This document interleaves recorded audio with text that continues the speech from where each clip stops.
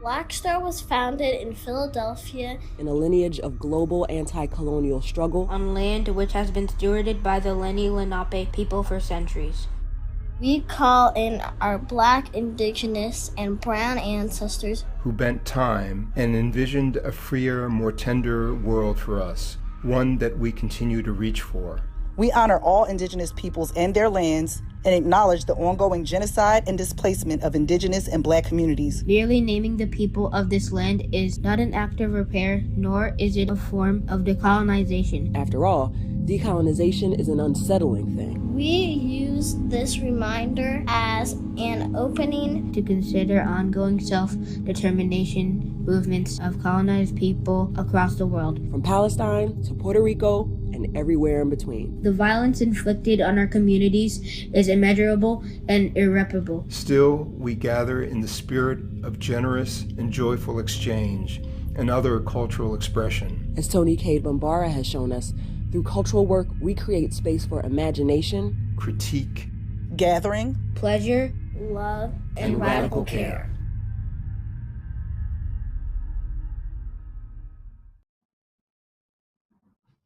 Greetings and welcome everyone to this virtual panel, Expressions of Spirit. We thank you, our audience, for participating in the 11th Annual Black Star Film Festival. The runtime for this panel is 60 minutes, including audience Q&A, so please leave your questions in the chat and we'll do our best to engage with them. I'm Farah, the panel producer here at Black Star, and it's my pleasure to introduce this panel. Rashid Zakat is a video artist, DJ, photographer, internet enthusiast, and Black Star trickster-in-chief, whose work encourages folks to revel in the beauty, joy, and wonder of the everyday. His ongoing archival installation project Revival is a collective celebration of the visual and sonic frequencies that spill out of the Black spiritual and ecstatic experience. He's a 2021 Pew Fellow, and you can also catch him as the DJ and sidekick every day at the festival of our evening show, The Daily John. In addition to being an award-winning Toni Morrison scholar, an actor, and a novelist, Dr. Koko is a trained folklorist, linguist, and former professor. She's a cultural specialist gifted in remembering and narrating the spiritual and cultural histories of African people in the diaspora. Dr. Koko is a living legend and longtime Black Star supporter, and we are so thrilled to have her participate in the festival again this year. Rashid Shabazz is a lifelong student of cultural criticism who views the art of critique as a vehicle for creating a more equitable and just world. He embodies this as the inaugural executive director of Critically Minded, a grant-making and advocacy initiative founded in 2017, which is devoted to fostering a vibrant cultural ecosystem that celebrates the multiplicity of perspective from critics of color. Ashon Crawley is a writer, artist, painter, and teacher who explores the intersection of performance, Blackness, queerness, and spirituality. He is the author of Black Pentecostal Breath, The Aesthetics of Possibility, and The Lonely Letters. Ashon is currently working on a book about Black social life, a book about the Hammond B3 organ, the Black church, and sexuality, and a short story collection. And finally, our moderator, Taylor Aldridge, is a writer and curator at the California African American Museum, whose recent contemporary art exhibition enunciated life, considered Black spiritual beliefs, movements, sounds, and bodily expressions. Along with the art critic Jessica Lynn, she's a co-founder of Arts Black, an influential journal of art criticism for Black perspective. Welcome, everyone. Thank you. Thank you, Farah, for that wonderful introduction, and good afternoon to all of my beautiful panelists. I'm really honored and thankful and sitting in much gratitude just to share space and time with you all, especially to talk about these topics of Black expression through spirituality. So thank you for being here. I wanted to begin by just marking migration routes, if you are willing to share. I think the ways in which our families, our ancestors have navigated space and geography really dictate and inform our encounters with spirit and expression. So I think that would just, give us a little bit more context for the conversation as we move forward. I will begin. I was born and raised in Detroit, Michigan. So house and techno music are constantly a lens that I'm looking through in terms of spirituality, music and sound in the body. And my ancestors and elders come from Alabama, Georgia, and I most recently found out that some of my aunts that remained in Georgia, great aunts that remained in Georgia, were domestic workers around the Sea Island area. So that just feels significant and makes a lot of sense for why I have an affinity with that place. So yeah, that's primarily where I come from. Does anyone else want to go first? I'm straight out of Compton. I'm from Compton, California. But if you know anything about Compton, we're all from Louisiana and Texas. That's the migration pattern. 3 sides of my family from Louisiana. And one Georgian grandmother whose mother was from South Carolina. And I think the Louisiana always wins, that supports all of my hoodoo dreams and inclinations to sacralize every last thing. And I'm a soul, and I grew up on soul music.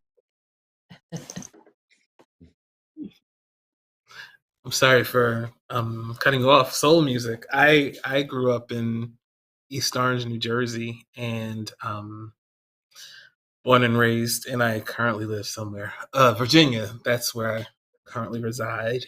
But I'm in North Carolina today, and my mother's people are mostly South Carolina.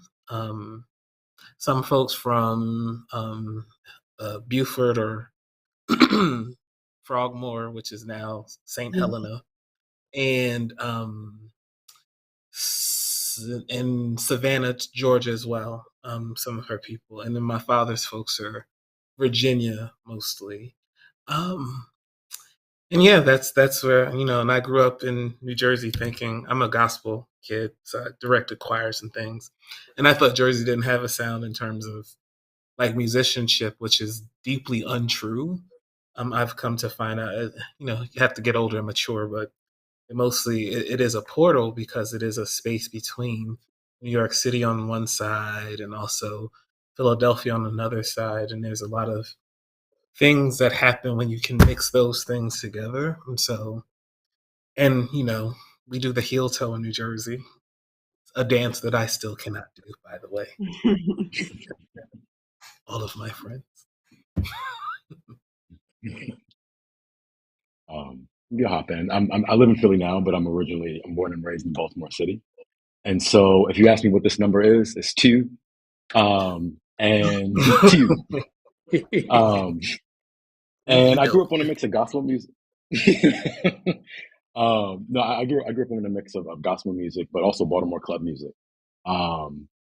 And which is not house music, which is distinctly not house music, although I would count it as a sort of a subgenre. But my people, as my mom's side, is that's the side I connect with the most, and they're all from North Carolina, from Greenville, a little bit from Raleigh, Durham, a little further down, a few folks in Alabama, but a lot of where my folks come from is in Greenville, North Carolina. Bible thumping too. Greetings, everyone. Excited to be here. My lineage traces first, I was born in Brooklyn, New York, to parents from the Caribbean. My father's from St. Martin, Aruba, and my mother, Barbados, via London. So I guess I'm representative of Gilroy's Black Atlantic, so to speak. And so my influences musically, to build off Taylor, are hip hop, calypso, soca, reggae, obviously, coming from those environments. But also growing up, I grew up in Virginia, so I also have a very strong affinity to gospel and Christian music as well. So those are my lineages, so to speak. Thank you each for that.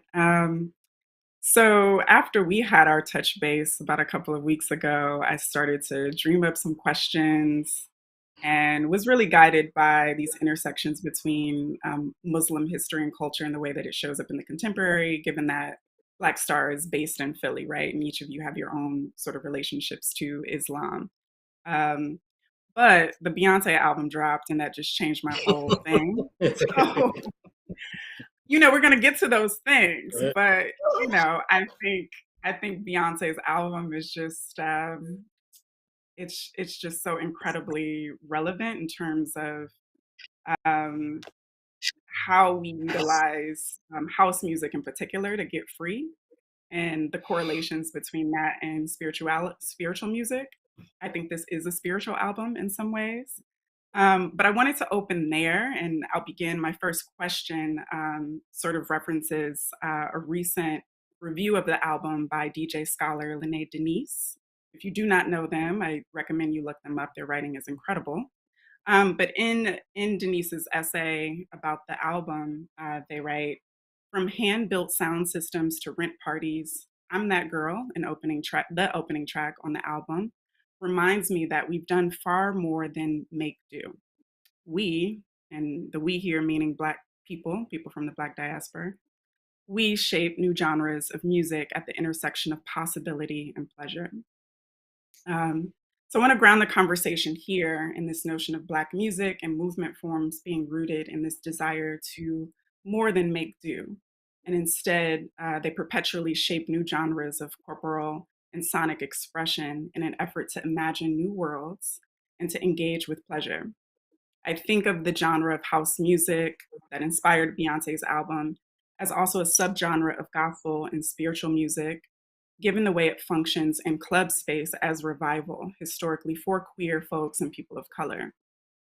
Can you each reflect on the various ways that Black expressivity allows you to achieve possibility and pleasure in your respective practices and lives more broadly?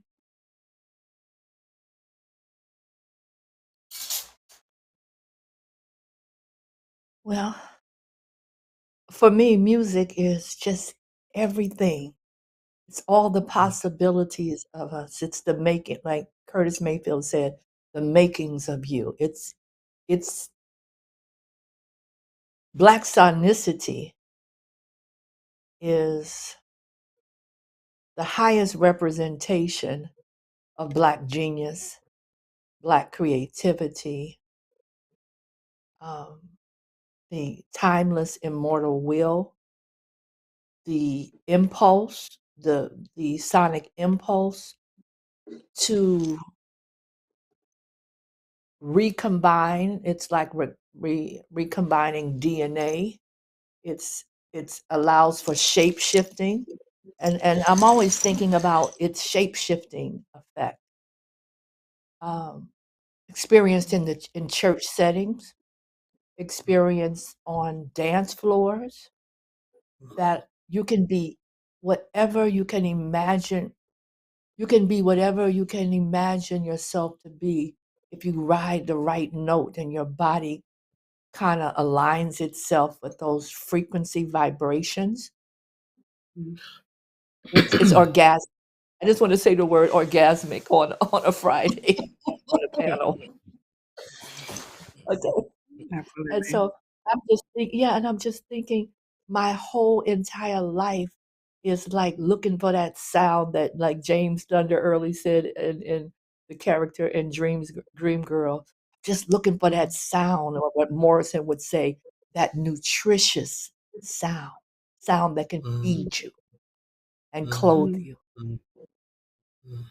Yeah, so that's what I'm gonna say. You know, I appreciate the question. I'm really appreciative to be invited and to be on this panel with so many all great people. And I used to be a choir director, and I a couple of years ago wrote this essay about, like, you know, the Black church actually taught me how to be queer, even though they don't want to accept that. Because one of the places where I felt the most free to be flamboyant, and where possibility was really just like the ground of all that was at the moment of choir directing. I literally would let myself loose. They used to laugh at me because I would have to bring an extra shirt with me to church, because I would sweat out my shirt whenever I had to direct the choir. I was very, very, very serious about it. And it was the possibility that was sort of made through the practice of expression, that when I was directing the choir, the congregation loved it. And I feel like I was like a good choir director. You don't need choir directors. Choir directors are like actually things that you don't need. People can just sing the song. You don't need someone to stand in front of you and tell you now this, now this. And so, like, there is this kind of unnecessary nature of this expressive object that people desire, that people love, and that people recognize as a practice of a kind of queerness that is accepted and allowed for those moments only. And so for me, most of what I've been trying to do is to figure out, how can we take that moment and explode that moment to say that this is the practice of freedom. This is the practice of liberation. It is the crystallization of what it could mean, because it also is like house music insofar as the kind of, Fred Moten talks about, like a kind of non-coercive desire to compel others to move. And it's like what the choir director, I think, does, a good one, has this capacity to not just move the choir, but also to non-coercively persuade the congregation to move as well. And that's what, like, good house music, follow me, that's what it does. It you have to stomp your foot. You pat it first, and then you have to start clap. You have to move your shoulders. And so, like, there's this way that what Black expressivity seems to me to be is spiritual, because it's constantly sort of this vibrational movement that is asking us to move with it. And there's something really lovely about moving yourself within the sort of movement that has been made possible for you to move in. And so, you know, I'm all into it. Now, the choir director makes me think about the position of the DJ in culture as well. Also, super grateful to be here. I'm in awe of all y'all, just so you know. But I talk a lot about this experience of catching the Holy Spirit in church, and this moment where, music is blaring, you're sort of given this permission to lose yourself, to gyrate, to move however you move. Speaking in tongues feels really similar. And I think about where I see that secularly, and it's on the dance floor. Like, it's the DJ that's giving a sort of permission to that's watching an audience as well, and that's thinking about directing. Because you can put on a playlist, you can put on a pre-made mix, Yep. But it's something about that interaction. It's something about the noticing. It's something about, and you saying the unnecessariness of a choir director, but it makes me think about, like, it's something about that person that gives everyone permission to, like you say, that to be enlivened in a sort of way, to give it your all, to sort of, like, I'm not going to pay attention to the audience. I'm not going to think about how Sister Vanetta is singing. I'm thinking about, this brother, this sister right here that's telling me to hold this note for a little bit too long. Yeah. But that it's some just interesting synchronicity. I'm feeling that between that and a dance party, where, again, gospel music shows up very much in house music. You know, gospel music and disco music is like the foundation of house. And that same feeling of catching the Holy Spirit, you know, I know if we play Break My Soul at the right time in a party, people are going to lose their stuff and have a physical, have an ecstatic experience and lose a sort of lose a particular control or lose a sort of even a desire for control that they've been invited to participate in this bigger group dynamic, this bigger energy that we're all sort of flowing through. No, I appreciate first again to be here, everyone here. I love respect and just building off just what Rashid was sharing, but also earlier what Mama Koko was sharing as well. But this idea, you know, I think about my wife, my partner, Rashida Bumbre, who's an artist and curator, and she often, you know, has a lot of things that she says to me that are really powerful. But there's a quote that I pulled from something that she wrote or was interviewed for, and it kind of resonated as Taylor, you shared this question with us. But this idea about, she says, about our teachers, Black women, Black queer men, emphasize the importance of repetition in our efforts in the goal of dancing full out, something similar to what Rashid was just saying. And we understand that this full out was not just a physical state, but a spiritual state where we could access a heightened experience, to what Mama Koko is saying. I think what's really important to me, whether it's Beyonce or any artist, is, you know, as a historian, as a practitioner of criticism, as someone who is a cultural both consumer but also participant. I think about it in the context of how our DNA, in our ancestral DNA, in the idea of lineage, we hold on to certain spiritual aspects in our DNA. So when we had that full out experience, part of it is a transcendence approach to dealing with the reality, which is why Beyonce's song resonates, right? It's almost a healing modality in a sense that how do we transcend in this moment if you're dealing with economic depression, social depression, you know, racial depression, all the things that oppress us as a community or as people of color. How do we transcend? And I think dance itself, as my wife, as a practitioner, she uses the ring shout. And so I think that idea of the internal practice, and even the choir, right, and music. And then the last thing that Mama Koko said was this idea of the pulse or impulse. I think of the word pulse. And when you think of house music, you think of Baltimore club music, you think about music in general, the thing that captures you is the bass or the pulse. And so I think that that pulse is an important aspect of the impulse, right? And thinking about how do you allow yourself to be free, so free that you can just tap into something that you made that will be transcendent, but also allow you to express yourself in ways that otherwise you may not. And so I think that's the importance of, what I think is really important is that usually Black women and queer men have been a channel through us for us to tap into that and understand that, partly because of the dual dynamics or multiple dynamics of oppression they face, their ability to tap into those aspects. But that's just my observation when I thought about that question.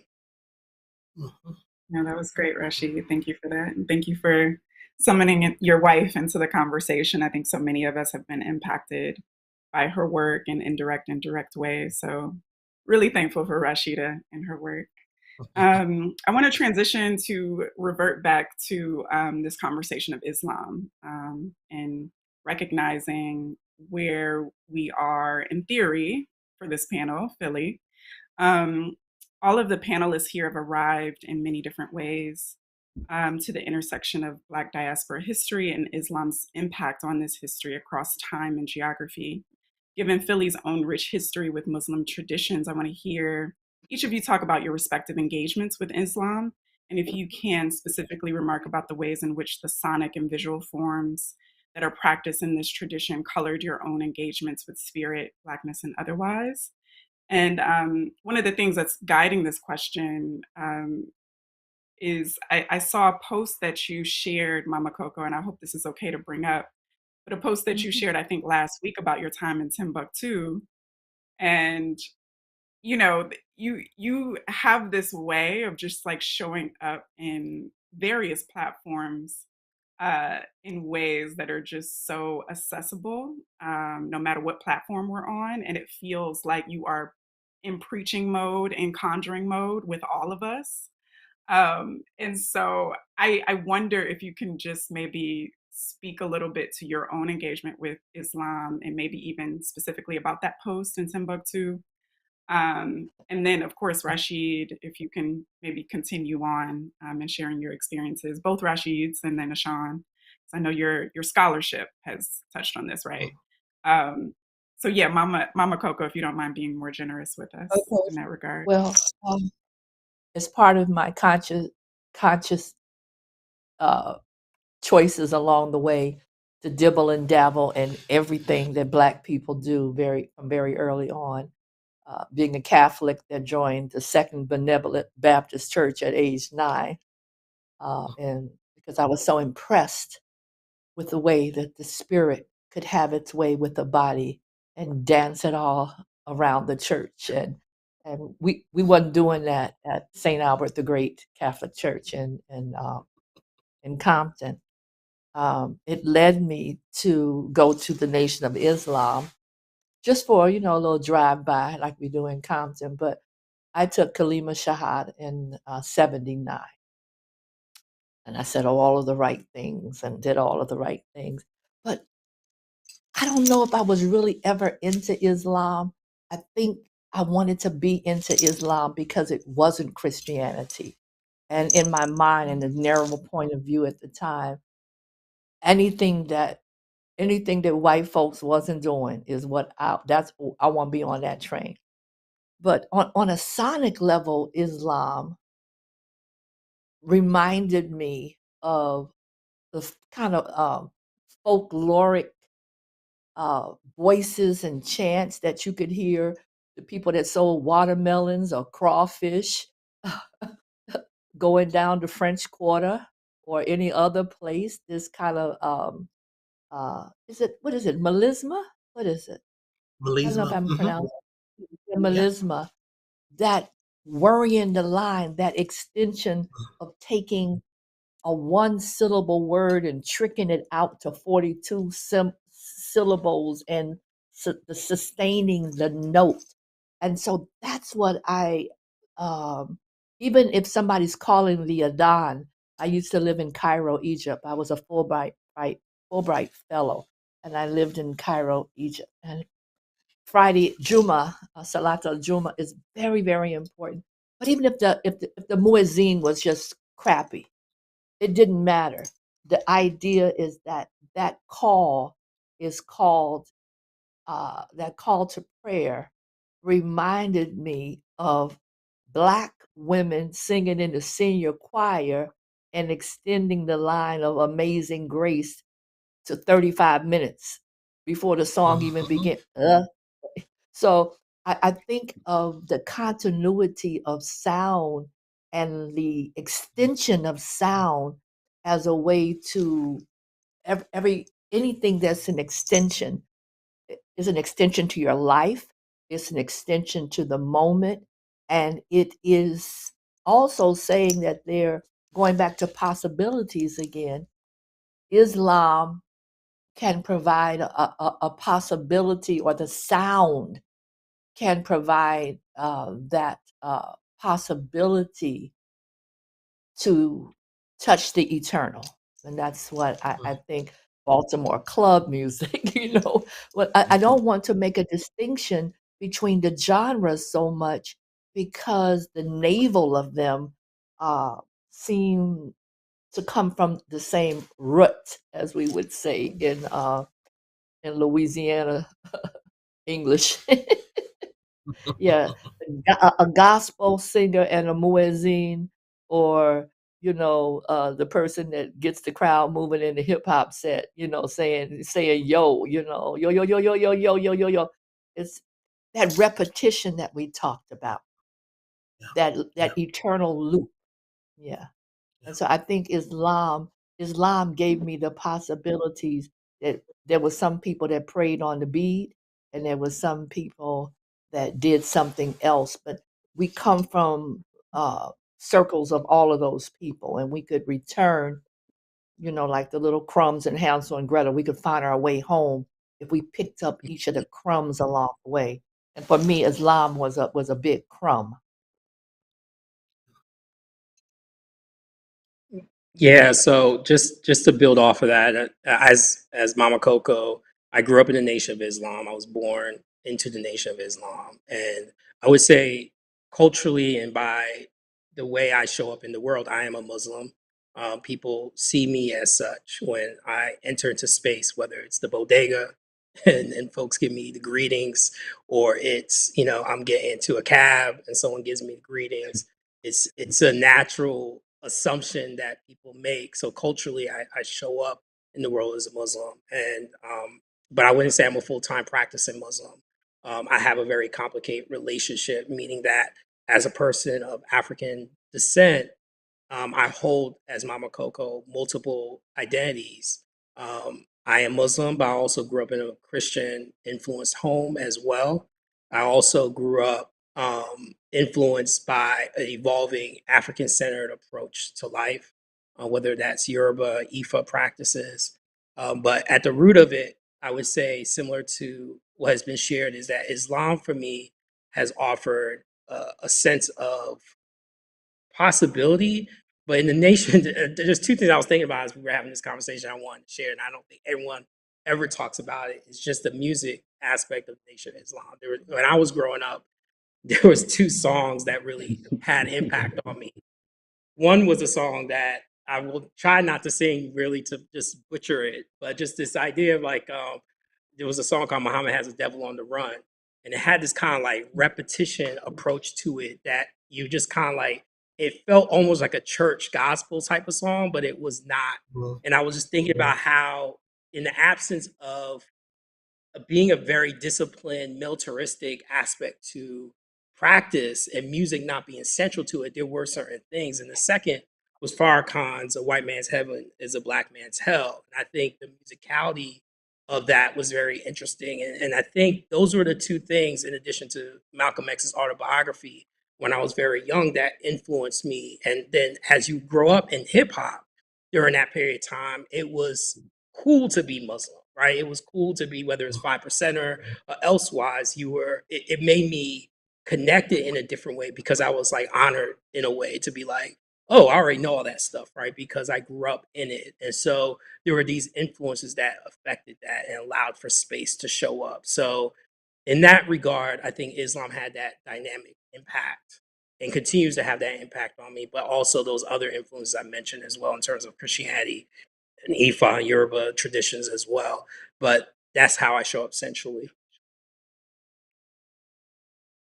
Yeah, no, thinking about thinking about Islam and music, and I immediately go to hip hop, and I go to all of the rappers who have Islamic references on their song. Um, my full name is Rashid Zakat, and my relationship with Islam is my dad joined the nation a bit before I was born, and once he and my mom split, once my connection to Islam on that side started to die. Like I started going to a Nation of Islam center pre-K and kindergarten school, and as he sort of became less of an influence in my life, I became the church became a lot more of an influence. But having that little bit of nugget in my childhood it's always informed the way that I look at blackness, and it's informed the way that I approach Christianity. Because Christianity, even though I grew up deeply in the church, never felt like the thing. And I think having a perspective of Islam, to one, just have another thing to look at, to say, okay, this is another thing that I at least have some access to have a lens to look at this thing. But sonically, I go back to words and I go back to music. I think about Mos Def. When I was getting into hip hop, and um, Mos Def was one of the early artists that I gravitated to, Q-Tip as well. And it took me a long time to see the connection between so many of these folks was Islam. Because even them dropping references in some of the songs went over. It didn't go over my head, but it felt so. It didn't feel novel. It felt like, oh, okay, oh, cool, oh, that's dope. You're doing that. Oh, I know what that is. All right, cool. But that also made me feel a bit comfortable. And as I started to navigate hip hop, I think I got into hip hop a lot later than a lot of my peers in like 98, 99. Yeah. I would say very quickly that I remember there was an issue of, I think it was Ebony magazine years ago, and Benjamin Chavis was in it. He was holding a Bible and a Quran, And so the thing about Ashon is that when Ashon was in the church, Ashon was in the church. And what that meant was being very doctrinaire, not understanding. Well, what that meant for me, I'm not talking about nobody else, but what that meant for me was that I was very doctrinaire and was very certain about things, but didn't know anything. And so, the conversation in the house was, how could you hold a Bible and the Quran? Don't you know that the Bible is the word of God and the Quran is not that, and they are not the equal? And like really having like this entire argument against Islam, um, based on no knowledge at all. Also, our food habits are really, really deeply culturally influenced. And so they would sell bean pies, Nation would sell bean pies on the Parkway, Parkway Drive in New Jersey, East Orange, New Jersey. And the first time I had a bean pie I was probably like 31 or 2 with 2 of my dear, dear, dear friends. I talk to them every day just about 2 of my Muslima friends. And they laughed at me like, how did you grow up next to Newark, New Jersey, and you've never had a bean pie? And I was like, well, is it made with kidney bean? I'm confused about the entire concept. And ended up loving it. But like one of the reasons I had never had a bean pie was because people in my family would say things like, well, we don't eat that. We eat sweet potato pie. And what that we meant was a very sort of religiously, spiritually, hermetically sealed understanding of we-ness. And it took a long time and a lot of reading and a lot of real relationship with folks to unlearn that kind of anxiety about religious difference. Like, because religious certainty, it seems to me, is mostly about hoping that other people aren't right. And so religious certainty is really anxiety about uncertainty, anxiety about finitude, and really trying to pretend that we can have certainty on this thing that we literally, I mean, new images from the James Webb telescope with the cartwheels just came out 2 days ago. And it's like, yeah, we don't know, but it doesn't mean that we don't experience joy, beauty, love, all the stuff. And so beginning to unlearn that kind of doctrinaire sort of anxiety about certainty and God, what all these things mean, has meant also an occasion to really think about relationship differently and recognizing that for me, one of the ways relationship shows up in Black church in terms of music and sound is it's a relationship to Islam that is mostly not talked about. That the prayers that are happening in masjids and mosques is deeply interrelated to the prayers that you're hearing in Black Baptist churches and Black Pentecostal spaces and Black Catholic churches too, sometimes when they have a Hammond organ. That there is that sound is one of these things that can be our connector. And so what I've been mostly trying to do is to allow for my relationships to actually influence the way that I think about possibility in terms of relationship. And I lived in Philly for 7 years, and just being there, you recognize how much of a Muslim city it is. And it doesn't matter if you are Christian and you've never been to a masjid. All that matters is that it is a culturally Muslim, Black Muslim city, and it's really, I think, richly, deeply important that it is. And so for me, being in the space for 7 years, having relationships with people, having like real friendship, and really trying to learn about difference without anxiety about correctness or am I right?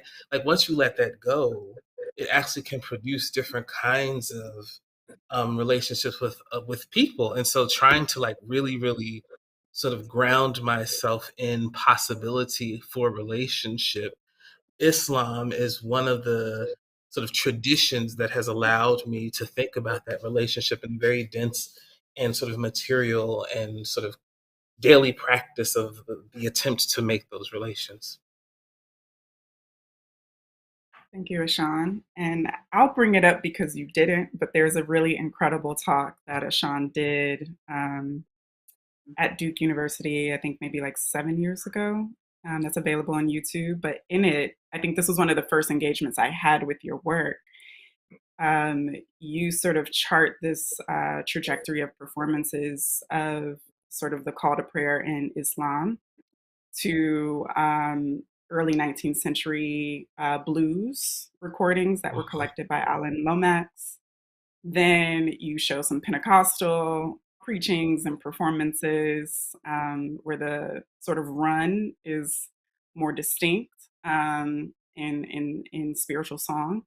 And then we go to Aretha Franklin singing. Oh I don't yeah, remember I if it's forgot like about that. Precious Lord or what, but Aretha for me is like very significant, and just like the way that she hums is Mm-hmm. more expansive than the ways in which like most people sing, like the Mm-hmm. range that she has in her hum alone to commit to a Mm-hmm. run is just phenomenal and like otherworldly. Um, and then, I was revisiting that talk and thinking about like just how it extends across even another spiritual tradition, and that is just like Eastern religion chants, and thinking about Alice Coltrane's engagement with that history and her recent chanting album. It's all very sort of similar and indicative of a history that's all very interconnected, right? And just like residual of our origins, or as Mama Koko said, the navel. So just wanted to like name that just as a reference for people, for attendees to pull up in their YouTube browser should they be interested. And And I, I want to transition. oh, I just wanted to say something about in Paris in 2010 when I did win my only award as a critic, the Toni Morrison Book Award. I gave a talk about we're the people that speak hum, and as a group of people, we speak hum gesturally, and it's part of our communication system. And what Morrison always said in Song of Solomon, it was the sounds that were made before language. Hum is it's what they call phadic speech. And so the fact that that Aretha could get a run on a hum, Mm-hmm. and how the hum turns the Black Baptist Church into the old ship of Zion, where we could all get on board, and the church actually begins to rock and have that kind of fluidity with middle passage journeys and passages, and it's created in that devotional hum that precedes the service. And so that hum is not a small thing. It's not just a small thing to think about. It's something primal, and it's something pre-linguistic, and it's a code that is understood. I just came from Senegal for 2.5 months. People understand all the hums and the those things beyond the fact that you speak the same language with them. So I think it gives us a participation and a way to unify Black expressive spiritual experiences. A hum is not a small Yeah, Thank you for hum that. is it's it feels like it's everything actually. It's like, there's this amazingly problematic and also still kind of amazing book called The Gospel Sound, Good News in Bad Times, and it's amazing for some reason, and it has some problems in some other ways, but like he talks about like, the essence of the gospel sound being the wordless moan. And it's like in these various registers, it's like it is the gestural that the voice can make, that and it's the phonicity of the vocal of the voiced gesture that is pre-linguistic. It's before words, but it has so much meaning. And we would sing sometimes, you gotta moan sometimes, because we recognize that the words that we use don't have the capacity to carry the thing that we're trying to actually say.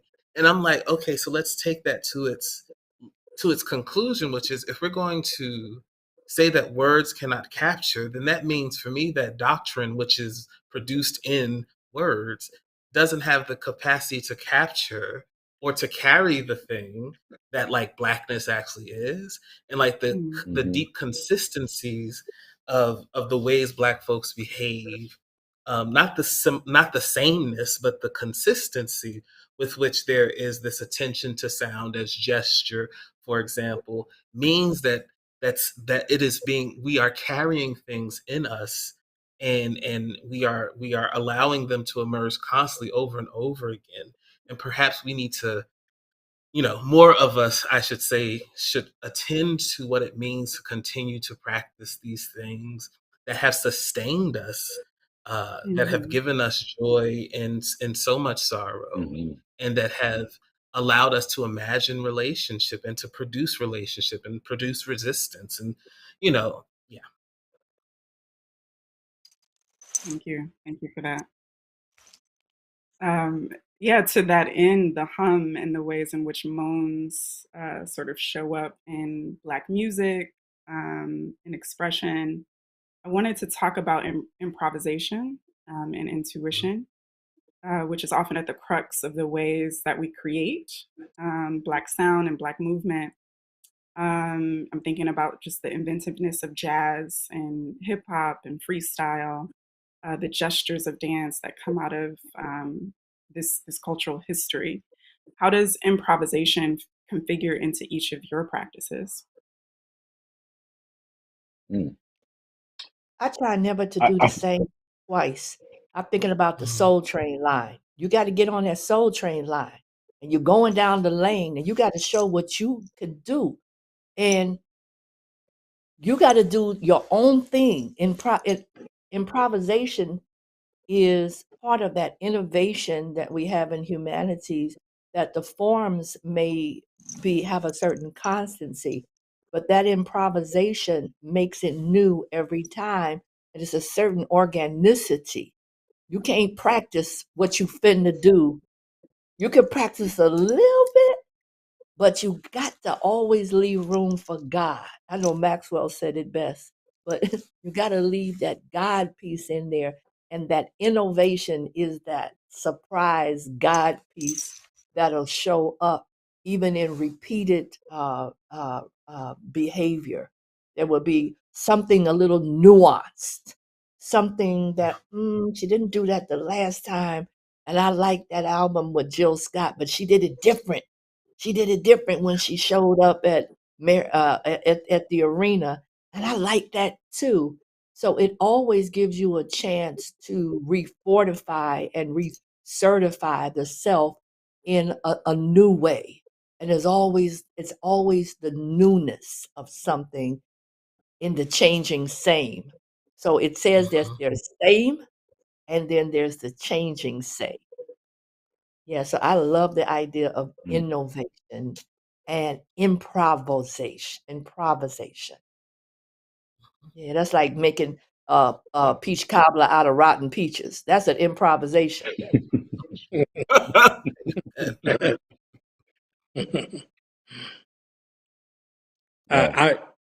you want to go? No, go for it, please.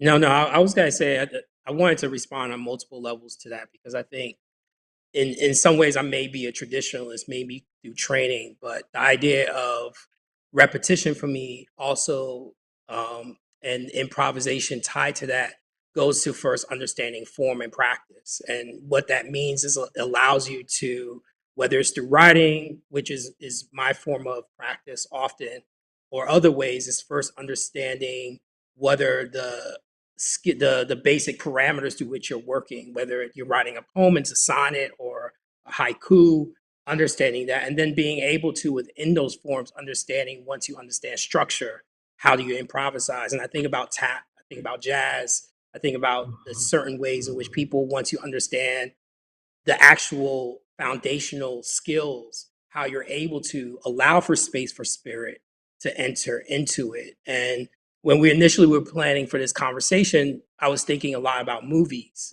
since it is Black Star.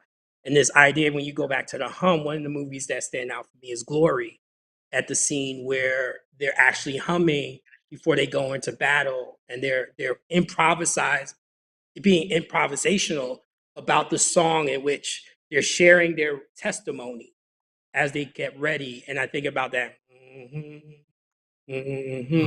Like that part is almost like you wanted to cry because you felt that scene, maybe because Denzel, was acting it. But this idea of wanting to be improvisational is also allowing spirit to show up in there, right? And so I think about that in terms of practice, but also understanding form and understanding the parameters first. Then you can kind of allow spirit to take over. And then to me, that's the highest form of ritual, because then you're able to elevate the form because you understand it. And I think of someone like Catherine Dunham, all those practices and how people, once they understand and they master, that basically you become a master of that form.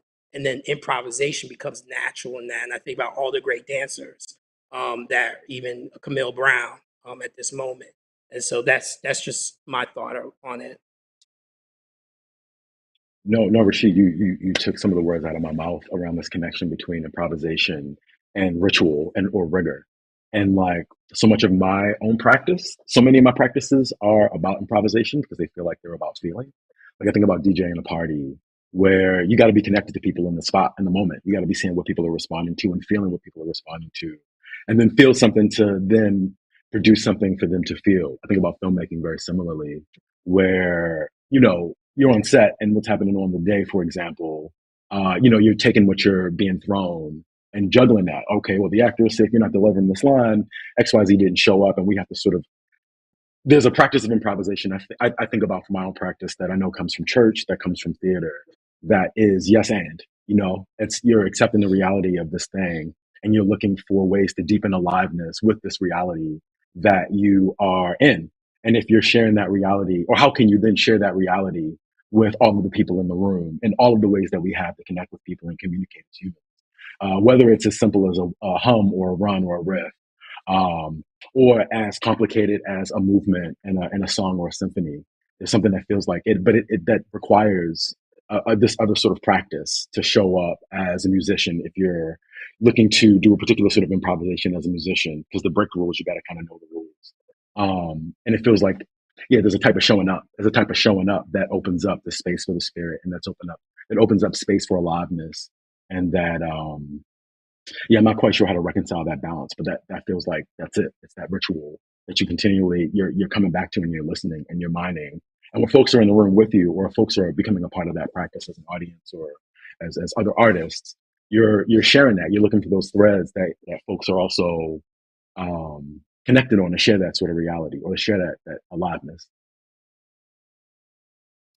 I'm wondering if two things very quickly. The first is that I'm wondering if improvisation can only happen as a social practice, because I think that it is about responsiveness to relation.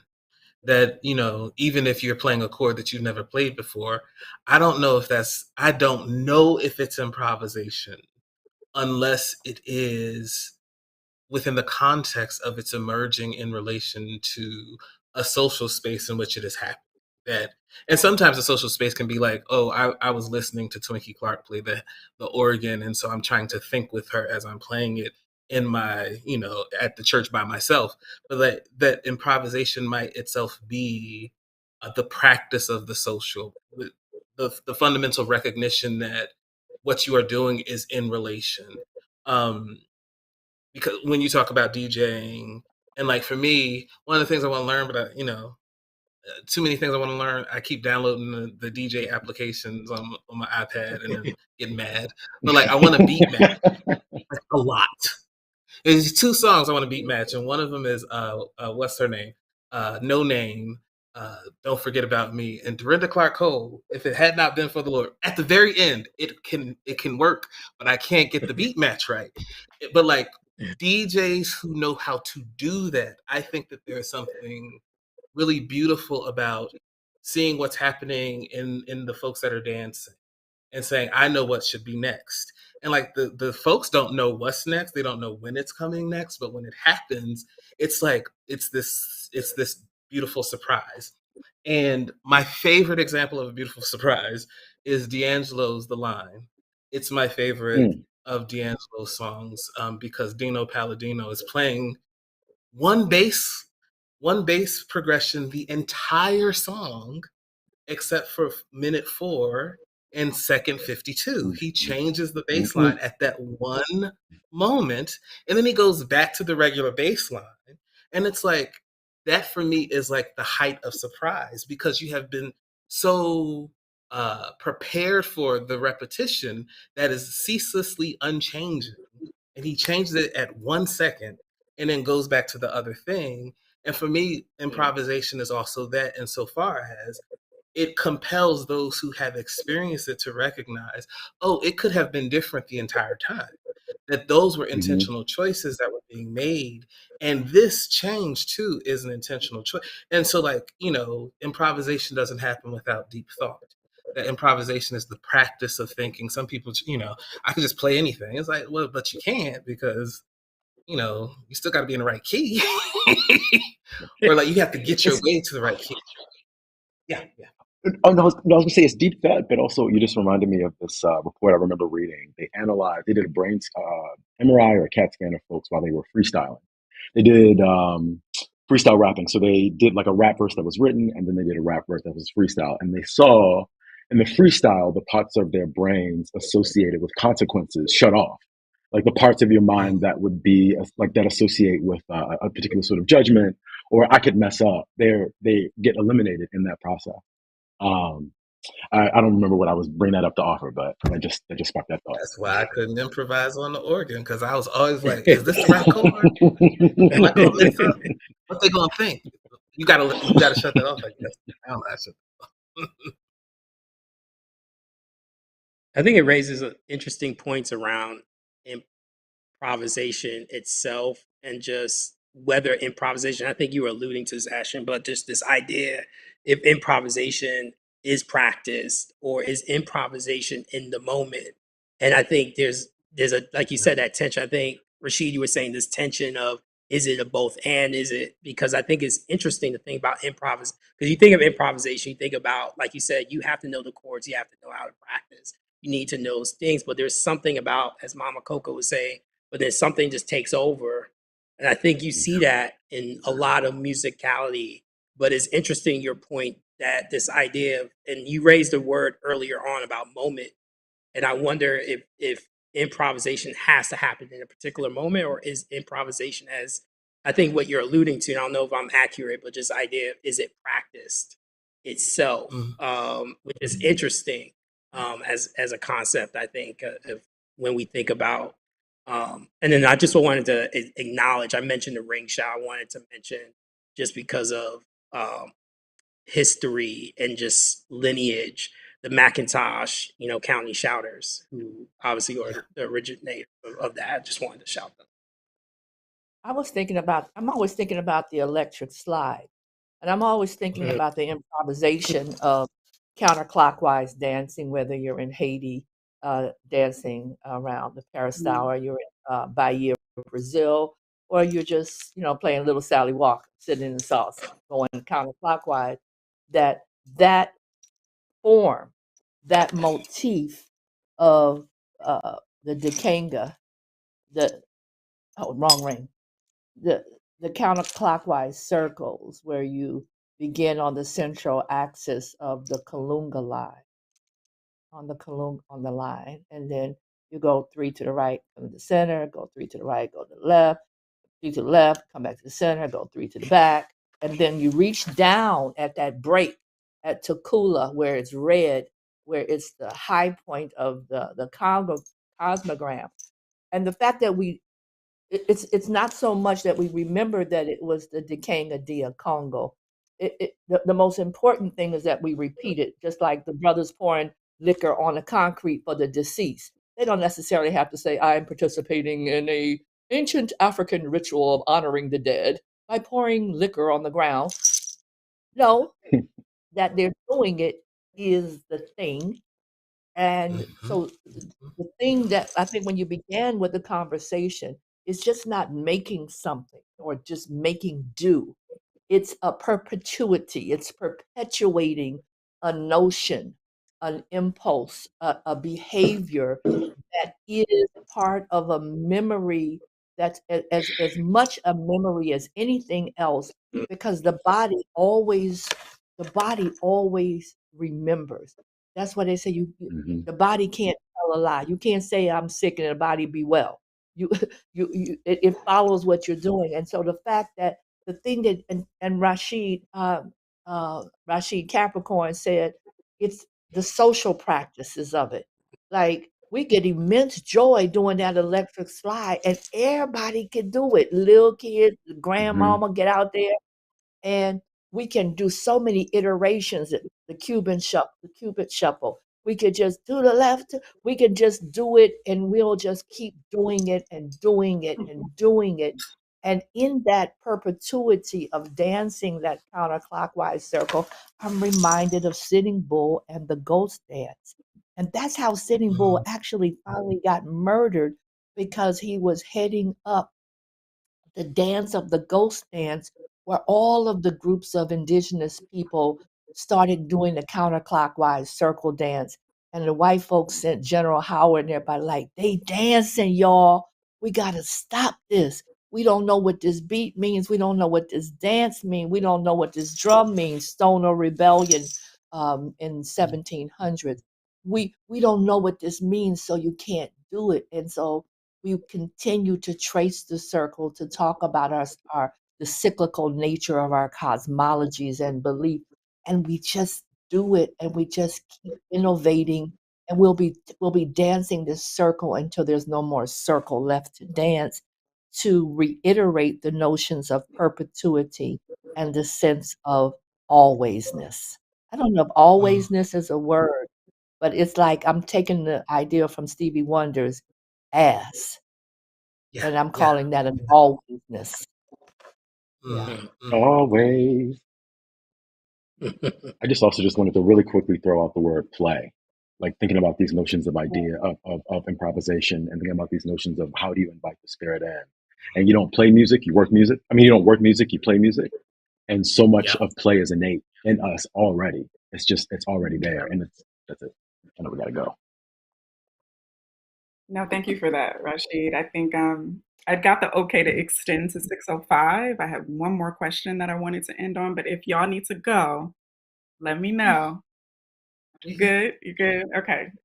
Just one more question. I wanted to talk about the blues explicitly before we hopped off.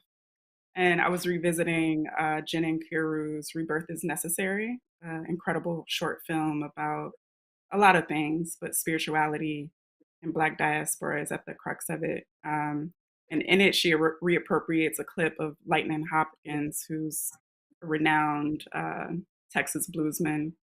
And in it, he says, you know, the blues is something like, it's hard to get acquainted with. It's just like death. And then that reminded me of a quote in a poem that the late Greg Tate has offered up, where he said, hip hop is Ralph Ellison, who once said, the blues is like running a razor blade along an open sore. And so I wanted to just end on the blues, because so many of our expressive musical and dance forms come from spirituals as well as blues. They kind of go hand in hand. But there's so much that we exhaust through blues music, and it becomes a way of expressing and working through grief in particular. And I think it's appropriate to say that most Black people, especially in America, have a particular engagement with death and with loss that is very intimate and very recurring. And so in the wake of all that we're navigating in this world, and these sort of new layers being presented to us around grief and around loss, I wanted to just talk about how grief sort of colors your engagement with expressivity, and maybe with a particular sort of consideration of blues music. Well, I would say that you grieve because you have loved. And as a person that practices queerness, I know for a long time, it's like practicing homosexual was a thing that was a bad phrase, which I understand. I'm very historical, but I do practice queerness. I'm kind of against identity. I'm very acquainted with grief, and I'm not just acquainted with the grief of people that have passed on. I'm acquainted with the grief of people who are here, but who no longer desire relationship, familial, whatever the friendship one is called that I always forget, and also romantic, that, or the very possibility for a romantic relation is also often severed, and so living grief all of the time, very acquainted with it. And grief for me is it's the evidence of the fact that love was there and was practiced, joy was there and was practiced, and that what is desired, what grief is saying, is that I desired more. And so for me, grief is not a thing to shun. It is a thing to sit with, a thing to honor, a thing to recognize, a thing to allow to have its proper place, which means it's going to interrupt you sometimes. It's not linear. Um, and so the artistic practices that I personally engage are grounded in a kind of love that is also often a grief, trying to honor the spaces of Black Pentecostalism while also recognizing how it has excluded me and so many people like me. So trying to honor it is because of the love, and trying to honor it is also because of the grief. Um, and I wouldn't have it any other way. Like, I am thankful that I can grieve it. I'm thankful that I have grief over it, because I still have love for it. I'm thankful for the boys that I grieve over currently right now too, because there's still love there. And trying to sit with grief, it seems to me, is one of the things that the blues prepares us for. And romantic grief, job grief, that it prepares us constantly for the various ways that grief can actually show up. I wanted to say something about when my father died in 2005. I was on the way to write a book, and when he had this hospice thing, I said, "Oh, Daddy, I can't go. I can't. I can't go because you finna be out." He said, and my father said, "Lots of people have died in our family, but no one has ever written a book. Go ahead and write a book." So I had got to Tanzania on the 27th, and on the 28th, he died. My mother called me and said, "Thank you for being there to catch your father," because my father believed that when you died, you went back to Guinea, you went back to Africa.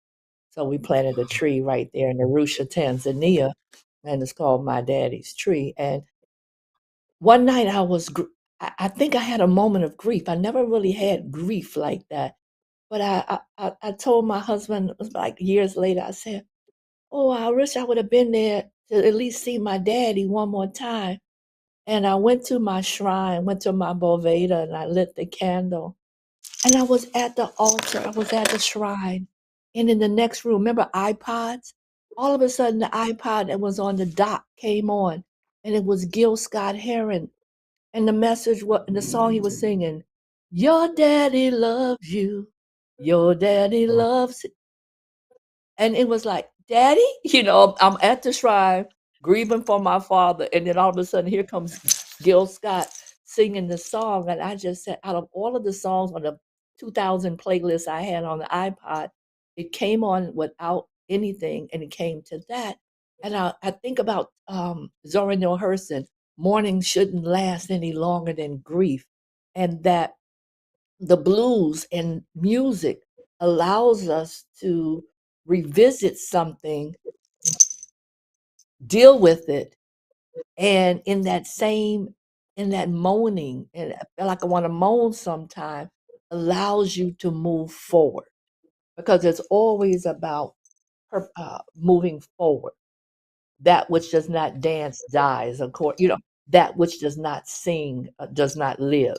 You know, and so when Stevie Wonder did the Secret Plants of Life of Plants, we could hear on a vibrational frequency the moaning and the singing of plants, and this communication in nature, because I'm sure nature grieves as well. Every grass blade that you step on is hollering, but it allows you the sound is the thing that allows you to move forward and to move on with the life that is existent, or the idea of that life that's existent. I wanted to share that with you. Yeah, just really quickly because I know we're at time, and thank you again, Till, and thank you everyone. I would say, for me I think immediately the Blues People by Mary Baraka, and I'm glad that you harken back to great Tate. And so I would be missed if I didn't mention, because of criticism, the role of us as a blues people. I think because of the particular experience we had as enslaved people, that we are able to kind of, as was mentioned, grieve in a particular way, like, and respond to it in a particular way. And I think blues, as a form of storytelling, as a form of transference of knowledge, as a form of sharing how we deal with grief and express grief, and through that modality, also became the bedrock of all the other, as you mentioned, Taylor, the other forms of music we've experienced, whether it's hip hop, jazz, other ways in which expression, and the link between spirituality and spirituals to blues, to different forms of practice. And so, as a blues people, as a people who've been, as Mary Baraka noted, and I think the part of criticism within that is that those who actually practice experience it and being able to share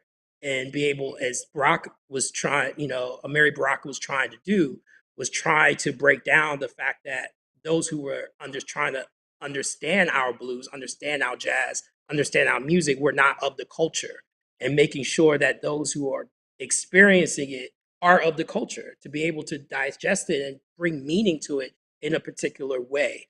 And so I think that's what I would share, is this idea of the blues people that, bring harken back. And then last thing I would say is that Black women, being, oftentimes we think of blues, we think of the men, but I think Black women are the most prolific in terms of the storytelling, because of the love aspect, in terms of how they deal with it. Sometimes in ways that, whether it's like the Sam Cooke like type of grits, thrown or whatever, or I'm thinking Al Green, the grits and the, being thrown at you, right? But the idea of how the blues shows up in that kind of visceral way of how you express is also violence, right? And I think violent experiences and how we hold violence is an interesting thing that blues, because it was so, counter what we're experiencing with spirituals and gospel, does differently. So the blues people, I will just lift up. Yeah. No, I mean, and to jump off of that, just while y'all were talking, I was just thinking about how much gospel music feels to me like grief. Even in the song, like I'm thinking about "Thank You" by Walter Hawkins. There's a performance on that on YouTube that I do not know the woman's name, but she is singing through something. And even if there's this beautiful praise song that's exalting the Lord, et cetera, but it's really praising Him through this pain and through this grief in this way that has been necessary for us to survive. It's been necessary for so many of us to engage with grief in a light way, or within a praise way, to keep from violence, to keep from how we even deal with the forces that we deal with shit that would drive us crazy if we didn't have, I don't know if I'm allowed to cuss in this. We deal with the things that drive us crazy if we don't have this outlet for our grief, even if that grief is encrouched, is crouched within a praise song or another piece of art or another piece of art. So then we got to go. So I'm gonna stop right there. Yeah, and I love the way Eugene Redmond calls it griefs of joy. Griefs of joy is a collection of poetry. We can't hear you. Taylor, we can't hear you. So sorry. Thank you all for this incredible conversation. And I'm just in deep gratitude and wish you all a great evening. And I'll see you soon. Thank you so much. Thank y'all. This is wonderful. Thanks, y'all. Really appreciate it. Bye. Bye.